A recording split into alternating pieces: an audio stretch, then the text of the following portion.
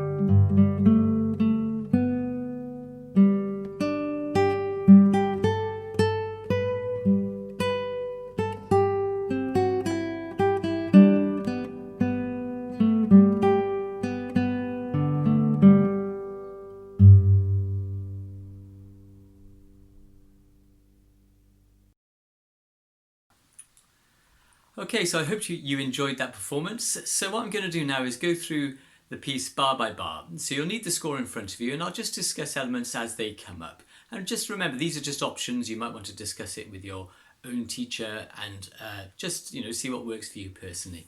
So we'll start off with the upbeat. A critical thing about all guitar technique is that you get into the habit of alternating your right hand fingers, your plucking hand fingers. So this piece, I started with my middle finger. I went to my index, then back to my middle. I started with the middle because it allows me to pass from the second string to the third string. That's the open B to the A with my right hand. You might have noticed that when it came to the top G, here, I actually used my ring finger, my A finger. Now I understand that might feel a bit unnatural if you're not used to using it, and some players prefer to employ the thumb on the open G so they can use their middle finger for the higher note. But I think it's a really good idea to get used to using that ring finger, the A finger. So from the beginning, my ring finger, my A finger. Now this note, you may have noticed I brought my thumb down to play that open G. You might think that's unusual, why not use an index finger? It's because that note is an accompaniment note, and I'm trying to separate the tune from the accompaniment, and by bringing the thumb down for those notes we get a slightly different tonal quality and a different feel to that note, so it keeps those two parts separate. So this is the second full bar. You go thumb, always alternating, and thumb. And we'll just stop there just to make a general observation. You may also have noticed that I use this technique where I plant my thumb when my fingers are playing. It just keeps the hand stable and makes you feel secure. If you look up sequential planting as a technical idea, you'll understand why. But when you plant that thumb, be sure not to plant it on a string which needs to vibrate. So when we had the open D, that D is still resonating, so I pop my thumb on a fifth string. So just be mindful of that. Let's go to the second line. So it's a repeat of the opening, essentially. Thumb comes down, thumb, and then we have a low G. Now, this low G is going to stay there on that third fret for 1.5 bars. It needs to resonate. And the next part is quite tricky technically. We're going to play the D. I'm going to use my thumb just for the quality of sound on a wound string. Thumb on the G. Now what you can see I'm having to do here is to hold down that G with my third finger and then hold down the A with my second finger. There's quite a spread vertically speaking there. It feels a bit tricky. Again, it's worth practicing. If your hand gets tired, have a rest, yeah? Just be really careful not to strain the tendons in your hand. It might be tempting to try and use fingers 2 and 1.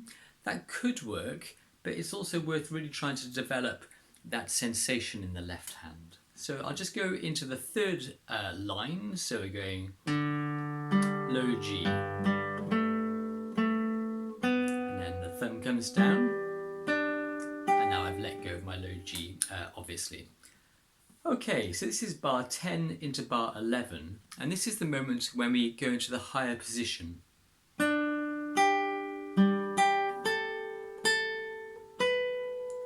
There are a few fingering options here. The one I've selected is this. Finger 3 on the D, 3rd fret. My little finger on the high G. I want to avoid doing this. You can hear the melody getting cut, so I'm going to use 2 different fingers. Bring my thumb on my right hand to pluck that low G. Now I have my little finger on this high G, and I'm going to transfer to my index there. And I'm transferring to my index because then my 3rd finger is available to play the high B, which is fret 7. So let me just do that slowly. Index. So try and avoid doing something like this. Using the same finger over and over again. It's a bit inelegant, and if you have too much abrupt movement, you can always hear it in the performance. So this is bar 12, we're at this high B, and that's finger 3. And now we need to get back down again. So I'm at the 5th fret A with my index. Now I need to get to the 3rd fret, and I'm going to go to my little finger to play that 3rd fret G. It's probably worth pointing out at this moment that I tend to use my little finger at the 3rd fret and then use my middle finger, my 2nd finger, at the 2nd fret. So I'd use fingering wise, open, 2, 4, rather than open, 2, 3. Now look, it is possible to use my 3rd finger, but it does mean you have to work this stretch, and it often creates a lot of tension in the hand. And you'll see many, many professional players will prefer to use their little finger because it means there's less tension in the left hand. So I come down onto my little finger, which sets up my hand to do that. Okay, so that's quite tricky, playing A with finger 1, little finger on the G. So A, G. So isolate it as an exercise. You can do this. Just alternate between the 2. And try that looking as well, yeah? So you're just developing your spatial awareness. Bar 13 then. I'm going to bring my thumb down to play that C. It's a long way down, I know, but I want to keep the melody and the accompaniment separate.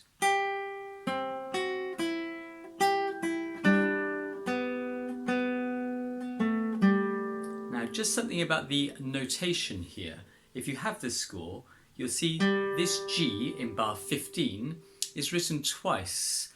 We only play it once, but it's written twice because the same note is present for both the melody and the accompaniment. So it's nice to represent the 2, but it's just the one open G string. And then low G to finish. Finally, you might have heard me using my thumb then to pluck that D and also to cut it when I went into the last bar. So your thumb serves 3 roles in the piece. It plays a note, it stabilises the hand when you're playing with your fingers, and finally it cuts notes. So that's Annie Laurie, and as I said, I played it twice in the performance. I really hope that's useful. There's lots of other options. Have a chat with your teacher, have a feel yourself, but always have a plan. Make sure that you use the same fingering consistently so your muscles learn the gestures which they have to apply to the piece. If you enjoyed that, go to danjonesguitarist.com. Lots and lots of lessons there, lots of ensemble music, some more challenging solo works, usual things. Please like, subscribe, share. Have a great day. Take care. Bye-bye.